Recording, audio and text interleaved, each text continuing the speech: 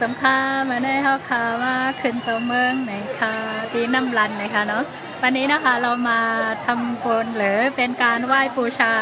เจ้าเมืองเจ้าบ้านเจ้าเมืองที่น้ำรันนะคะการบูชาเจ้าบ้านเจ้าเมืองนะคะ ก็คือคล้ายๆการไหว้บรรพบุรุษนั่นเองค่ะค่ะวันนี้มี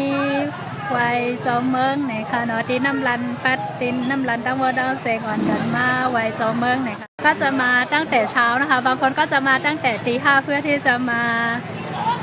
บริจาคกับข้าวอาหารต่างๆนานานะคะแต่ว่ากับข้าวหมดเร็วมากเลยไม่ทันได้ถ่ายทั้งหมดนะคะเพราะว่าคนเยอะจริงๆค่ะวันนี้ไปดูกันเลยนะคะว่าจะเป็นยังไงก็จ้อมต้อยค่ะว่าจะเป็นเส้นอื่น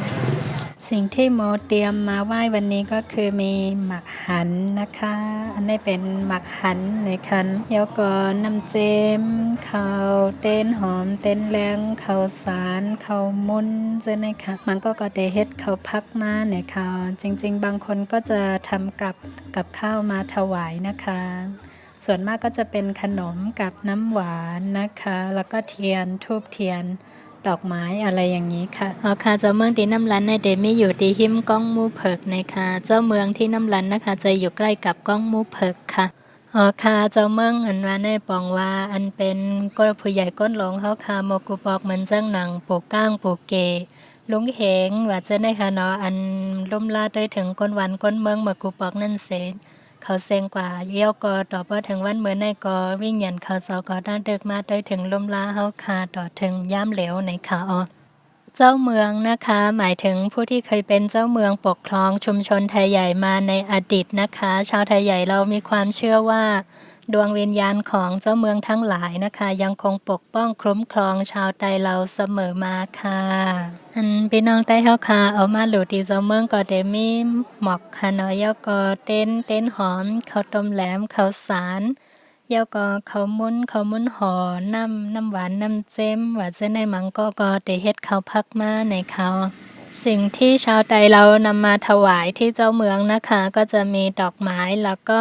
ธูปเทียนข้าวต้มแหลมข้าวสารขนมข้าวมุนห่อน้ำอะไรต่างๆแล้วก็ที่เราทำได้นะคะไม่ว่าจะเป็นกับข้าวด้วยนะคะในหอเจ้าเมืองนะคะก็จะมีเสือม้าช้างนะคะที่ขาดไม่ได้คือเจ้าปู่เจ้านายค่ะค่ะหอเจ้าเมืองกูตีเตียนขาดอำไรแน่เตเป็นเจ้าปู่เจ้านายแล้วก็เสือจ้างมาในค่ะ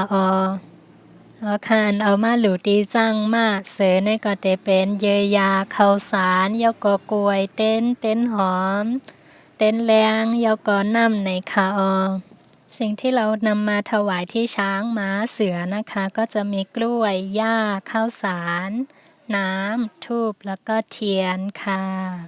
ค่ะพี่น้องได้เฮาค่ะอันมาขึ้นเจ้าเมืองและมาย้อนสู้นั่นกำบัดนำก็ได้มาย้อนสู้ให้ฟ้าฝนตกเพ่งเส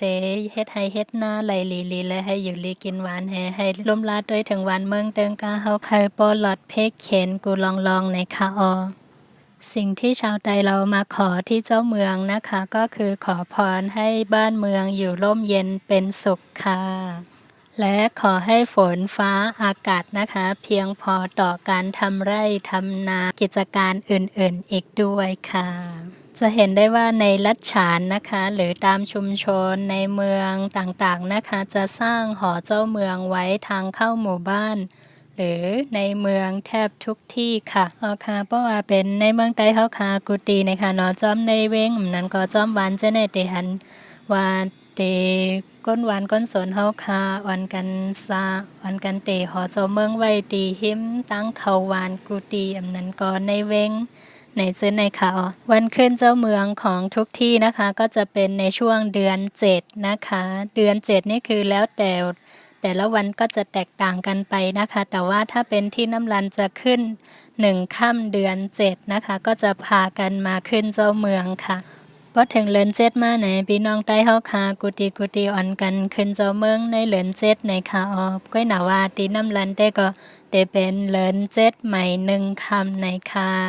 พอถึงเดือน7นะคะชาวไทยใหญ่เราทำหน้าที่แสดงถึงความเคารพและตอบแทนคุณต่อดวงวิญญาณของเจ้าเมืองนะคะที่คุ้มครองลูกหลานให้อยู่เย็นเป็นสุขจนถึงทุกวันนี้ค่ะ หอคาพอถึงมาเหลินเจ็ดในกุฏิตีก็เตลูมนั้นก็เตขึ้นเจ้าเมืองในคาเนาะเย่าก็ตอบแทน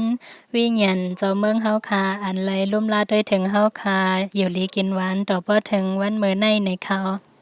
ถ้าเป็นวันขึ้นเจ้าเมืองนะคะ ทุกคนก็จะรวมกันแล้วก็มาทำโรงทานเพื่อแจกจ่ายอาหารนะคะ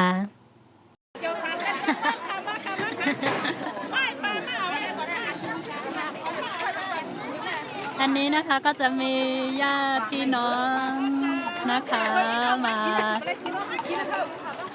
าทำโรงทานก็คือจัดสรรหิ้งทานนะคะ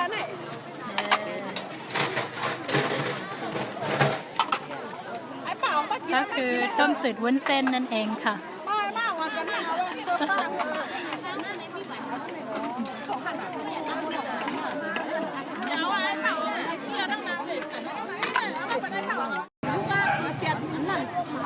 มาจากก้ากูปีค่ะย่นน่ะมากูปีข้าวกูปีย่ำจากก้าเอียงละลายค่ะจะสานกูปีค่ะจะสานกูปีค่ะเนาะอ๋อมาเดี๋ยวเมื่อไรม่วงค่ะมื่อไหนมามือ5 ม่วงค่ะลูก3 ม่วงค่ะอ๋อเลยเห็นมาตั้งแต่ตี 5นะคะมาบริจาคตั้งแต่ตี 5ค่ะไม่แน่ใจว่าเขาเรียกบริจาคหรือว่าลงทานเจอแล้วครับหมอย้อนมาเทียงหรอมาหลายโมง6 โมงใจอ่ะกล้าขายอยู่เลยมาจ้ำไผ่มาก็เหลวเอ๊ะเตะหากบปันวะนะโอ้แม่นันค่ะ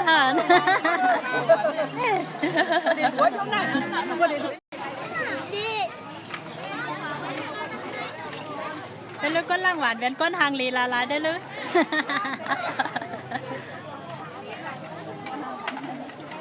เป็นว่าหางลีจัดในหางลีตั้งจัดนานนะคะว่าล่างหวานตอนนี้ก็เริ่มไหว้เจ้าเมืองแล้วนะคะออกคาย่ำเหลียวก็เข้าคาเลเตะหลูเย่าในคาแต่ก็เตมีก้นอ่อนหลูตั้งในเข้าคาเมื่อป้อมไรนะคะยันก้นนำหนาอาลาค่ะจริงๆเข้าไปข้างในไม่ได้นะคะอยากจะถ่ายคนที่พาสวดแล้วก็กล่าวคำขออะไรต่างๆนะคะแต่เราเข้าไปถ่ายข้างในไม่ได้นะคะเพราะว่าคนเยอะมากๆค่ะการไหว้เจ้าเมืองนะคะทุกคนจะเห็นว่าทุกคนจะยกมือขึ้น2 ข้างแต่ว่าไม่ได้ประกบกันนะคะก็จะทำแบบนี้ก็คือเรียกว่าการบูชาเจ้าเมืองนะคะไม่ได้ไหว้เหมือนพระนะคะออคาเพราะไหว้เจ้าเมืองดังเฮาค่ะแต่ก็เตยกมือเหมือนจังนะเฮาค่ะไหว้พระนะคะถ้าเป็นที่น้ำลันนะคะจะเริ่มบูชาเจ้าเมืองตั้งแต่7 โมงนะคะบางที่ก็แล้วแต่11 โมงหรือ10 โมงนะคะแต่ถ้าเป็นที่น้ำลันก็7 โมงเช้าค่ะเฮาค่ะเพราะเป็นเจ้าเมืองที่น้ำลันได้ก็เฮาค่ะอ่อนกันหลู่เข้าย้ำ7 โมงในเขาบางบอกก็เฮ็ด1 จุบมาบอกก็เฮ็ด2 จุบปะก้นนำหนาอาลาก็เฮ็ด2 จุบในค่ะถ้าหากทุกท่านเดินทางมาในรัชฉานนะคะถ้าเห็นธงขาวและสีแดงนะคะก็จะเป็นหอเจ้าเมืองนะคะแล้วก็หลุยเย่าๆนะคะตอนนี้ก็ถวายเสร็จแล้วนะคะทุกคนก็จะพากันกลับบ้านค่ะโมไว้ตะกร้าข้างในนะคะก็เลยยังเข้าไปเอาไม่ได้นะคะคนยังแน่นมากๆค่ะ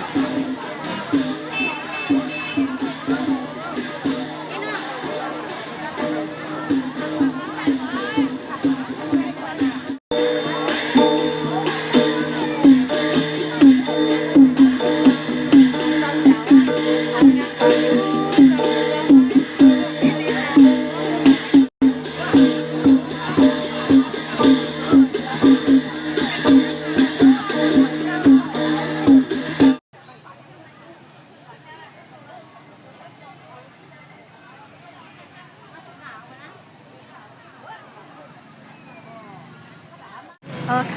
ไม่เป็นรอตั้งหมดเท่าขามาไว้เจ้าเมืองไหนคะเนาะ